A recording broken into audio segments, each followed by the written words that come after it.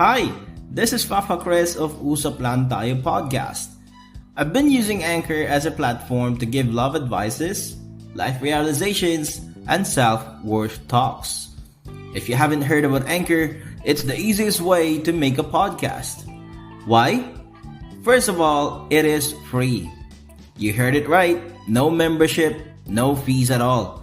In addition to this, there is a creation tools that allows you to record and edit your podcast right from your computer or phone. Moreover, Anchor will distribute your podcast for you, so it can be heard on Spotify, Apple Podcast, and many more. Not only that, you can make money from your podcast with no minimum listenership. Amazing, right? It's everything you need to make a podcast in one place. Download the Anchor app and start your podcast today.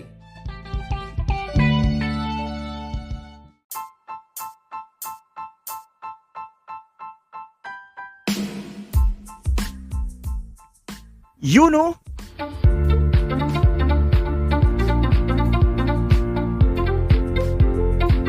What's up mga friend? It's your Papa Chris back again with another episode of Usap Lang Tayo.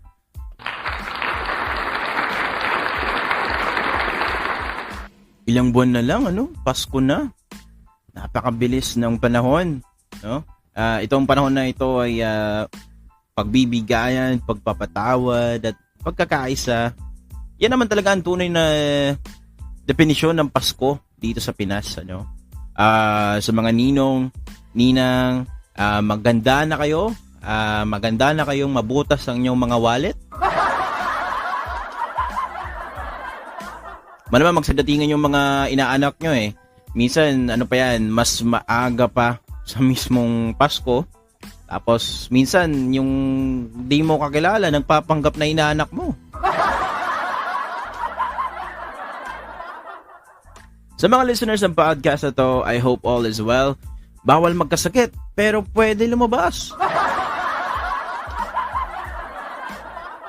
Based on my observation, it seems like wala nang virus wala nang takot yung iba lumabas ngayon Minsan wala pang face mask or face shield. Diba? Let's hope for a COVID-free Philippines para happy ang lahat. Alright?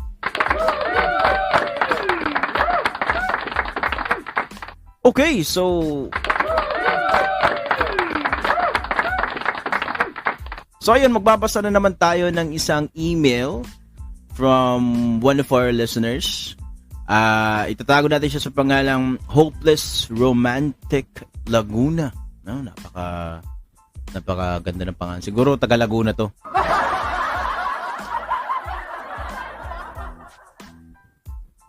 Oy, shoutout sa mga taga Laguna dyan Okay, so sabi sa email ni Hopeless Romantic Laguna, "Good day, Papa Chris. Listener mo po ako sa Spotify. Gusto ko lang pong humingi ng payo about sa aking ex. Lagi po kasi siyang nagpaparinig sa social media about sa amin ng girlfriend ko. Naiirita po ako kasi ang girlfriend ko ay ganun din at feeling niya di pa rin nakaka-move on ang ex ko kahit 1 year na kaming hiwalay. Gusto ko pa sanang kausapin ng maayos ang ex ko para magkalinawan, pero nahihiya po ako at natatakot din sa pwedeng mangyari. Ano po ba ang dapat kong gawin para hindi maging bitter ang ex ko? Thank you and more power po sa podcast mo."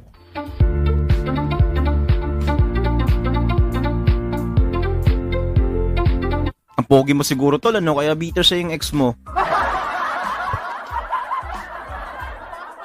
Bakit nga ba may mga bitter pa rin sa ex nila? Diba?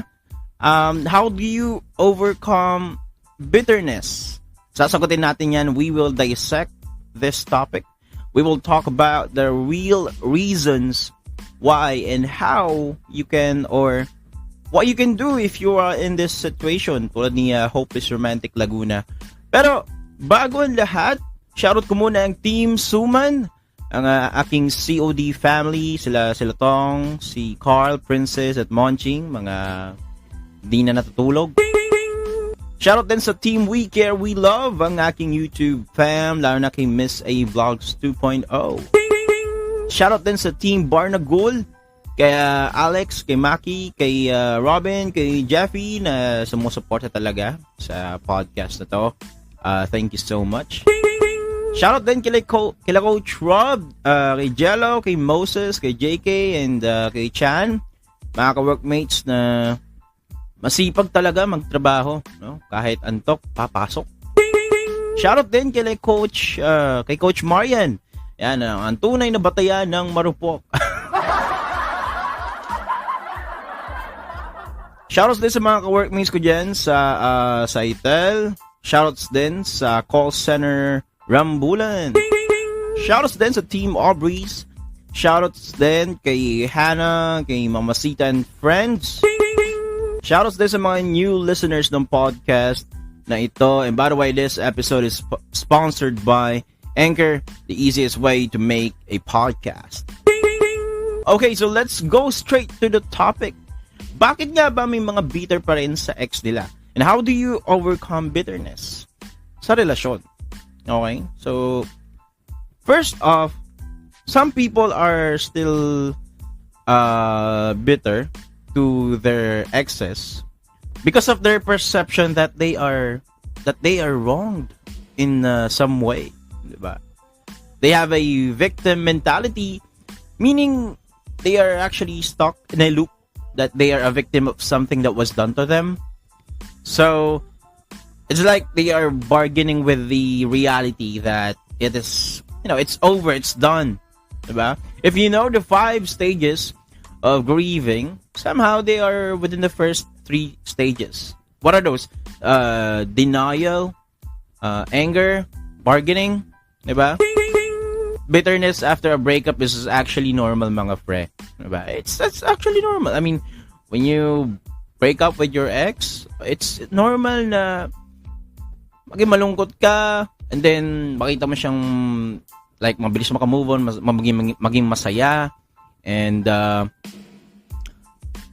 it often happens as a result of a heartbreak and frustration towards your ex, diba? I mean this feeling is completely valid.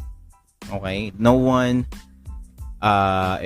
is an exception, especially if you went through a difficult relationship. Okay, yung mga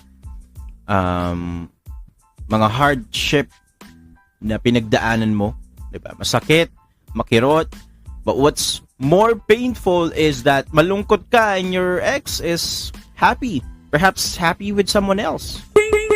Aray ko, bes, diba? Sakit nun. Imagine you're still trying to move on, and then suddenly you found out that your ex is happy with someone else. Kung di rin tayo sa huli. Ay. Kumanta. I mean, most of the time, mga fre, we feel bitter to our ex if we felt na parang wala lang sa ex natin yung nangyari. As if like parang okay lang. As if parang ang unfair na tayo lang ang nahihirapan, and in this process, your former half is, just happy. I mean, if you are bitter, feeling bitter right now, I want to say, I understand you. And again, the feeling is normal. Love is not all about roses and fragrances. It also have curvy roads. I mean, that's life. Sometimes you have to undergo pain in order for you to feel that you are just a human being. Diba? So how can you overcome bitterness? All right? What are the things na pwede kong gawin, Papa Chris, para ma-overcome ko yung bitterness? So first off, the very first thing that you need to do if you are feeling bitter is what? Do a serious re-evaluation to yourself. I mean, bitterness thrives on sympathy, and often in telling our story to others, we stop telling the truth to ourselves about what really happened. And what's truly upsetting us. In other words, telling the story of what happened to you again and again in a negative way to everyone you meet is often a form of keeping yourself stuck in a victimhood. Diba? You have to understand that this is also partly your fault. You're also part of the reason why you were experiencing this particular feeling. You have to reevaluate yourself before blaming someone. You ask yourself why. You have to do, in other words, self-assessment. Diba? Isipin mo yung mga bagay kung saan ka nagkamali that led into breaking up with your ex. Diba? Probably paranoid ka masyado, or possessive ka, or unsupportive, or nagger, or baka masyado kang toxic for your partner to handle. Diba? Minsan kasi, nasa atin mismo ang mali. Alright? Again, sometimes the fault is within us. Alright? It's not you, it's me. Kasi diba, many people who are bitter know that they had a part in what took place, but are too ashamed to admit their fault. Diba? Again, you have to reevaluate yourself. Think of the things that you could have improved, create an action plan, I guess, so that when you are ready to be in a relationship, you are well prepared, or now you can handle the relationship.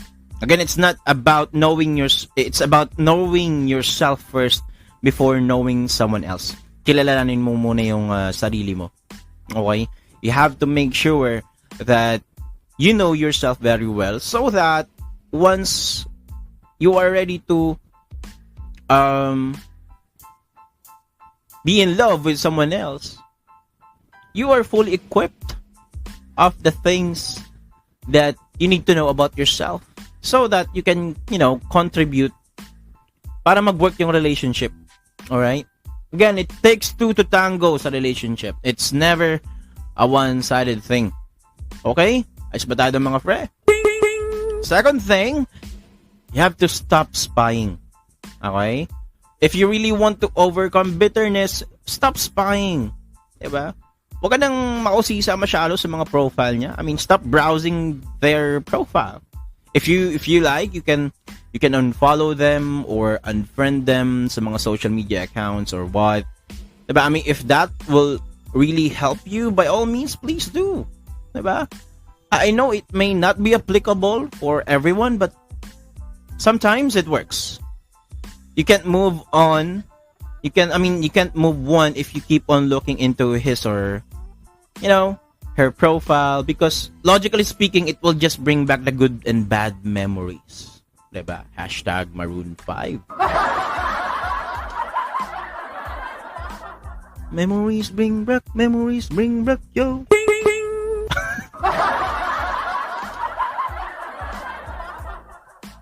Diba? If you keep on stalking their Instagram or Facebook or what, Twitter or Tinder. Teka, ba't nasala yung Tinder? Yeah, going back, if you keep on stalking their, social media accounts, chances are, ibabalik niyan kung anong alaala na you're supposed to set aside. Kumbaga, mga memories, mga kung paano kayo nagsimula, kung paano kayo naging masaya sa isa't isa, and then you will find out na masakit na lalo kasi bumabalik na yung bad memories, which will make you bitter in the long run if you happen to see that he or she seems to be happy or moved on already. Diba? Stalking or spying kasi it's like a self-torture, mga fre. You keep on reminiscing the old times by going into, their social media accounts. Maybe if you have a picture of you eating in a restaurant, or a picture of you receiving gifts for this from this particular person, or the things that you yung mga pinuntahan yung lugar kasama siya, 'di ba? Minsan it's really hard to accept and move on if you still have things na lagi mo nakikita na nakapagpapaalala dun sa ex mo. Diba? Again, spying on the person who triggered your upset is really a form of self-torture. And that involves comparing yourself to others unfavorably, and inevitably, it lowers self-esteem. Diba? Nakakababa yun ng confidence sa sarili. Like, sa inya, nahihirapan na ako dito. Diba? Makikita mo siya, nag-travel, minom, tapos ikaw nagmumukbok. Diba? Nasaktan ka na nga sa relasyon nyo, sinasaktan mo palalo yung sarili mo emotionally. Diba? If you want to overcome bitterness, you have to stop stalking their profile. That's the second step. Alright? Papa Chris, paano naman yung mga mga pictures na meron kami previously, tapos nasa akin pa rin, nagpapaalala pa rin sa amin? Should I delete them? Regarding your question, Rosen May, it depends on you. Okay, that's why if you really want to move on, or perhaps overcome bitterness, if you're feeling bitter right now, deleting those photos, I guess that's fine. I mean, in my own opinion, that's fine. I mean, on my end, it works.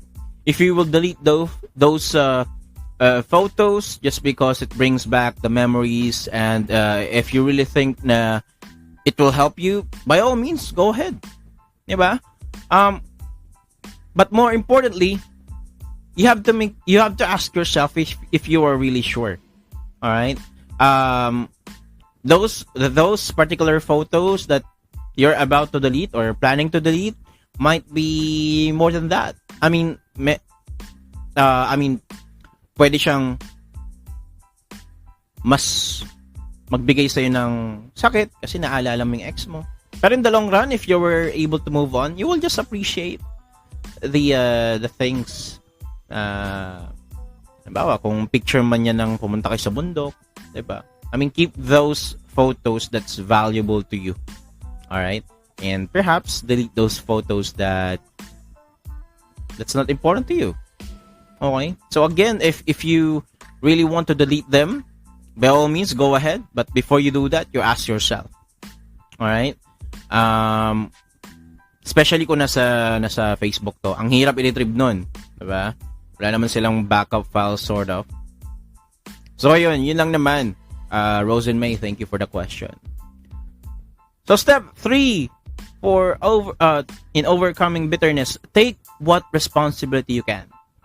Okay, you have to accept the fact na it is also partly your fault why you are feeling bitter or being bitter. Again, I understand it is normal to feel bitter, but at some point you have to understand as well why you became bitter. Is it really because of the breakup? Is it really because of the things that you've been through? Is it because it is his fault or her fault all along? Or is it because nagkulang ka din? Diba? Minsan kasi ang dating kasi ng pagiging bitter natin, I mean, pag masyado tayong nagiging bitter, we end up blaming our exes as if talagang sila lang ang may mali. Diba? I mean, put your story on hold, telling the story of what happened to you again and again and again and again and again and again. Diba? Bubulon na ako. Diba? If you will keep on telling your story again and again in a negative way sa lahat ng taong makikita mo, or even your friends or family or office mates, diba? Again, it will make you stuck in a victimhood. Okay? This only applies to some lang. I mean, I know that there are cases na talagang victim ka, whether it's physical abuse or woman rights or what. You have all the means. But again, for some people, be accountable. Alright? You have to understand na you were also part of the reason why you were there. Alright? Face up your hidden fears. The fears. Alright? It's, I think the hardest part, bitterness is, it's like a perfect disguise for us mga pre. For a fear of change or, failing. If you deal with the fear, you won't need the bitterness anymore. At this point in time, if you are stuck, if you are in this particular, step, since you were able to reevaluate, you were able to stop stalking or spying, and you were able to take what responsibility that you can, this is the right time to change yourself. Remember the saying that you won't change for someone because what you want is someone who will accept you for who you are. That's somehow not an ideal thing nowadays, to be honest with you. You see, the change is the only permanent thing in this world. Change is what makes the world go round. To be honest with you, mga friend, not all the people will accept you for who you are and for what you are. Perhaps what I'm actually trying to point here is that you have to change something in yourself. A simple example. Diba, nagger ka before sa last relationship mo. Then, why not change it para sa next relationship mo? The more that you change, the more that you can adapt in any situations because you know how to measure everything. It's not gonna be a less of a you if you will change for someone. Change for the better, ika nga. At the end of the day, if you want to stay or have that person stay in our life, it's either you change or they change. Alright? Be it change in a positive way or change it in a negative way, which one will work for you, that's fine. That will depend on you still. You may not agree with me on this point, but this works for me. And I know that this will work for some of you. Don't be afraid to change and don't be afraid to hear na nagbago ka na, iba ka na, hindi na ikaw yung kilala ko dati, hindi na ikaw yung masaya, puro ka na lang seryoso or what. That's fine. Hell, you care. Diba? You can't stay in a particular position forever. You have to move. You have to move forward so that you will be able to see that there's more to life. Diba? Embrace it. Diba? Because logically speaking, if you hear those words, meaning may nagbago nga sa'yo. Alright? Be it with your ugali or your pananamit or your perception of, perception about life or perspective about life, be it the way how you talk, be it the way how you eat foods and all that stuff. Diba? Again, you have to change for the better. That is if you would like to overcome bitterness. Alright? Okay. Papa Chris, ito, magbabasa tayo ng tanong.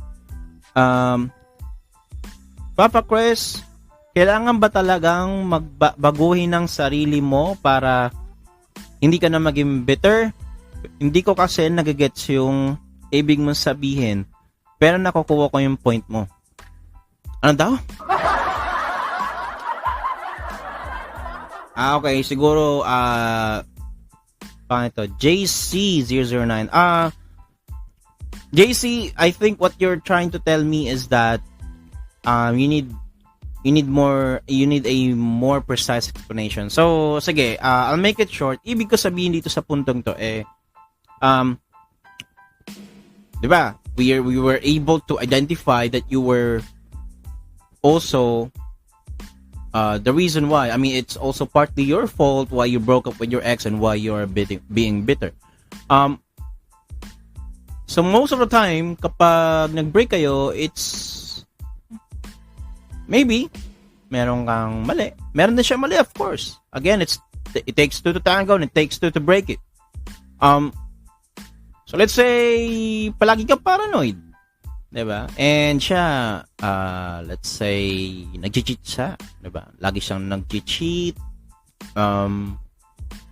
Pwedeng lagi siya nagsisinungaling sa iyo, 'di ba? So both of you have faults. The reason why your relationship didn't work, 'di ba? So if that's something that you were able to identify, all right, you were able to take responsibility of that particular thing, then I believe na dapat babaguhin mo yun. Okay? Because if this particular attitude or this particular thing didn't work on your previous relationship, there is a high possibility that it will not work as well into your next relationship. You have to adjust. Alright? Of course, dapat mag-adjust din yung partner mo. But, give and take. Alright? Kung ayaw ng partner mo na nagger ka, do it. Diba? I mean, it's not gonna be a less of a you if you will change for the better. Alright? Mas maganda nga yun kasi you can easily adapt. Diba? You can gauge on how to act or how to handle your relationship. Mas maganda yun. Alright? So, if you really want to overcome bitterness, you have to change something to yourself. Otherwise, you will still be bitter. Probably not to your ex, but with the other person or with other things. Alright? So, hopefully, naliwanagan ka doon. The fifth step is forgive. But only at your own pace. Now, this is I think the very hardest part. The very hardest pa. Malupit. Forgiving someone who broke you, who teared you into pieces or gave you an anxiety or depression or doubts in yourself. Mahirap talaga patawarin yung mga ganitong tao. I mean, yung nagkasala sa yung dahilan kung bakit ka nagkaganito sa mga bagay-bagay. It's really hard. I mean, some of you will not agree on this point, but regardless of how painful or what kind of pain they gave you, you will end up forgiving them in the long run. At the right time. At your own pace. Why? Because ang galit is okay, it's fine to simula. It's natural, it's form of, expression towards things or towards what happened to the both of you.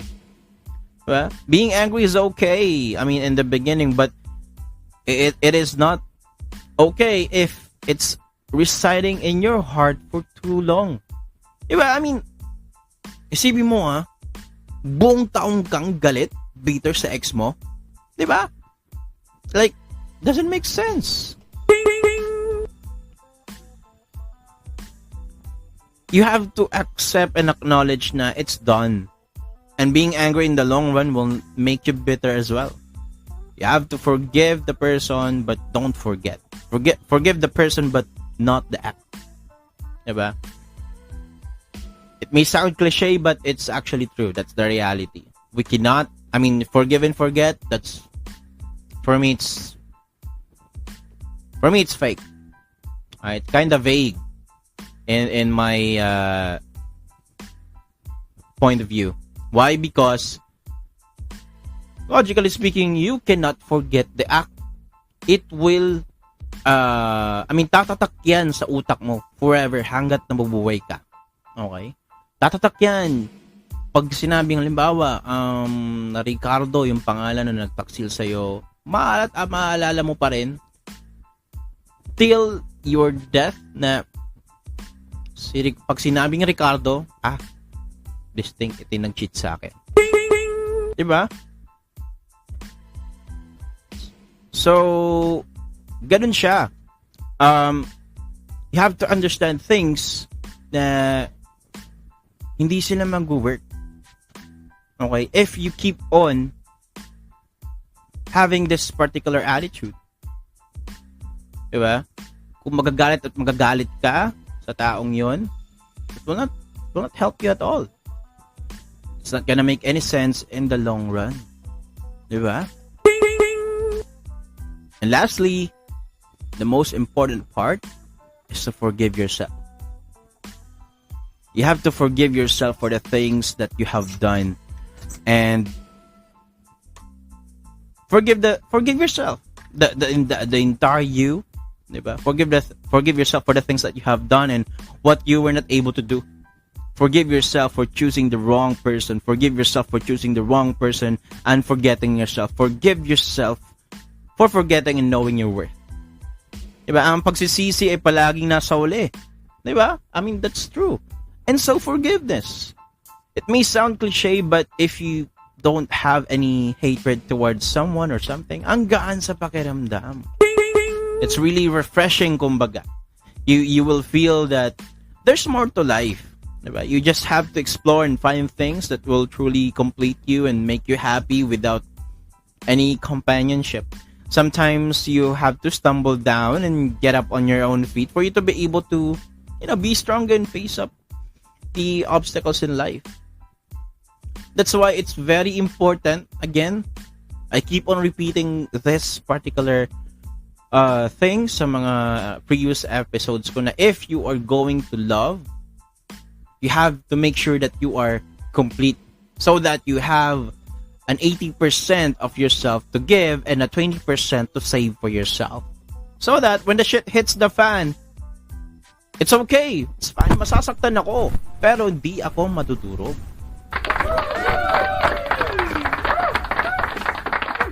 Diba? Okay.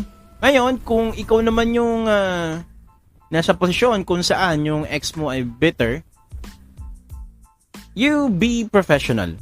Diba? You cannot invalidate their feelings. Alright? That's what they feel. That's what they wanted to, to show. Perhaps that's what they wanted to share. Diba? It's okay. But it's not gonna be okay if it's going, beyond the boundaries, beyond the limits. Kumbaga, kapag masyado ka ng pinapersonal, I think that's something na that's the time that you can react or do something about it. But I think base dun sa sender natin kay Hopeless Romantic Laguna, if you're gonna ask me, since nagpaparinig sa social media, you can just simply ignore it. Alright? You have to, be mature enough to understand that her feelings is not that really invalid, but after all, masakit pa rin ang breakup. So, I think social media is her outlet of expressing things. And hindi mo siya masisisi. Diba? May mga ganun tao, outlet nila yung social media for them to, release their hatred towards someone or opinion towards someone. Diba? Ginagawa nilang diary yung social media to the point na nangingi sila ng simpatya. And what's wrong with that? I mean, what's the bad thing about it is that you became a bad person on their end. Alright? So if that's going to be the case, then let her drown on her own truth, kumbaga. Pabayaan mo siya. Kung diyan sa masaya, kung feeling niya maiibsan yung pakiramdam niya towards your breakup or pagiging bitter, that's fine. You let her be. You don't really have to do anything about it. Because at the end of the day, sino ba masaya? Di ba ikaw? Kasi may girlfriend ka na. Di ba?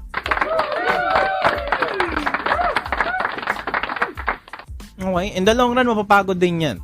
Alright? And that particular person will realize her worth. Alright?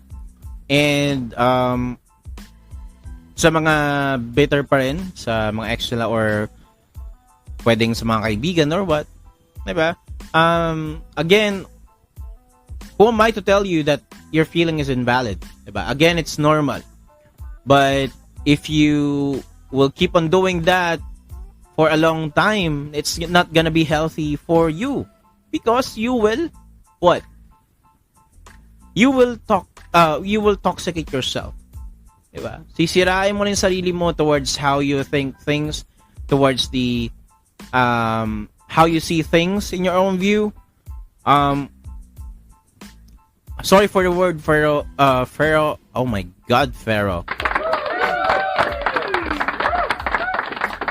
Nauubos na kasi yung English ko.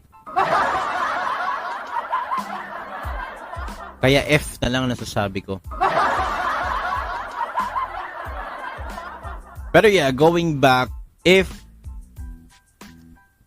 that is going to be the case, na, you know, you're still being bitter with your ex, you have to find ways, diba? Find new things na pwede mong pagkaabalahan. Maybe, be it vlogging, be it enrolling into a school, or getting a new course, or applying for a new job, or going to places that you've never been before, diba? You have to find a, let's say, hobby na ibaburn yung time mo. Okay? So that you will not keep on thinking about negative things. Like, again, pagiging bitter sa ex mo, or kung ano yung mali, kung bakit gano'n, anong fair, masaya siya, ako hindi. Diba? It's not gonna be healthy for you. Alright? In the long run, it will toxicate yourself. So you have to, perhaps this time, you have to choose yourself. Alright? Hindi man ikaw yung pinili, siguro ito naman yung oras para piliin mo naman yung sarili mo.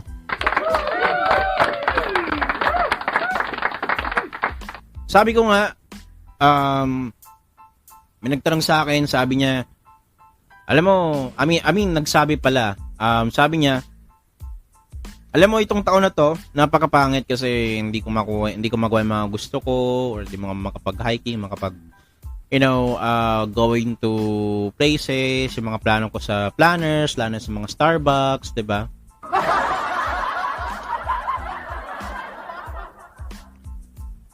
Sabi ko mga friend, I think this is not the year to get all the things that you want, but I think this is the year to appreciate the things that you have.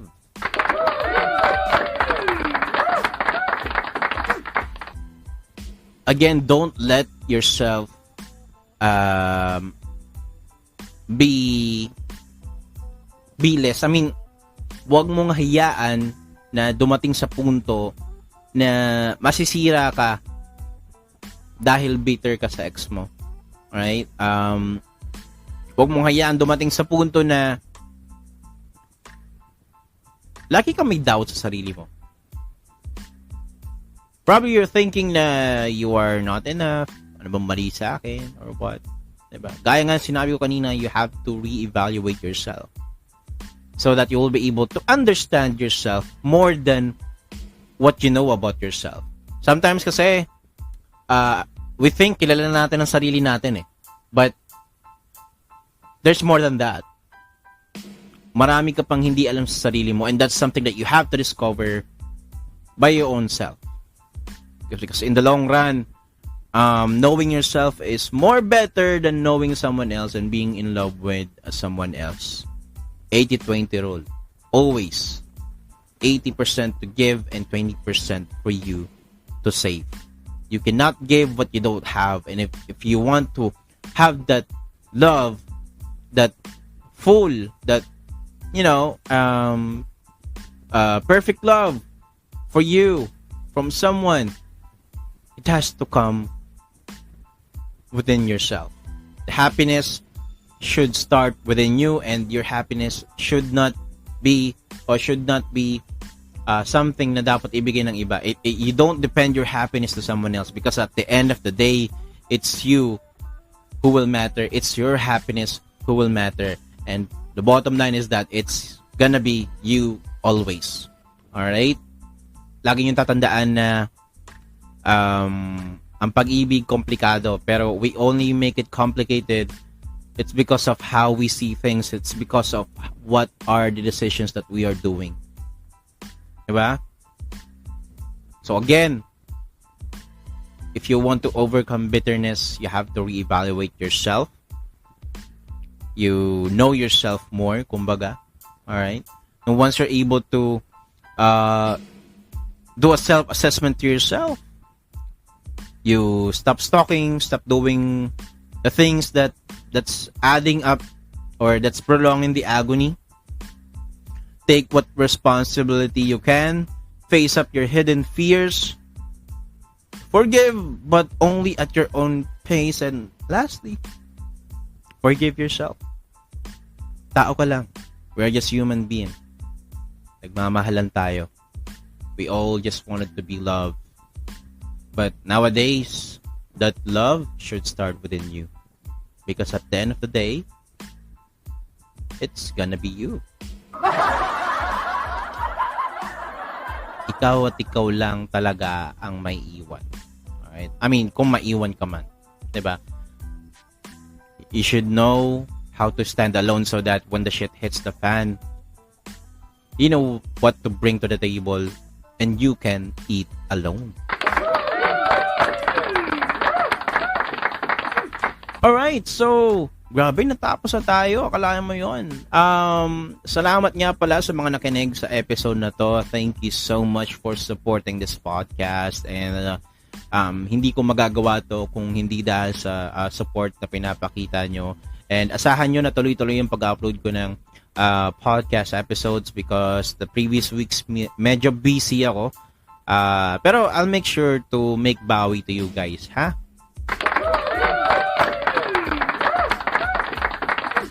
Alright, so again, if you di nyo pa ako na-follow sa aking mga social media accounts, follow me on YouTube. That's Usap Lang Tayo. On Spotify as well, Usap Lang Tayo Podcast. Sa aking Instagram, it's at Fafa Chrissy. Also, sa aking Twitter account, it's at uppercase ULT, lowercase TALKS. That's UL Talks. And of course, if you want advice or share something, pwede mo i-send sa akin yan sa aking email na nasa description below, and I'm gonna make sure to answer those questions as much as possible. So again, this has been Fafa Chris of Usap Lang Tayo na nagsasabing masarap magmahal ng iba basta single ka. Alright? So, usap tayo ulit sa next episode.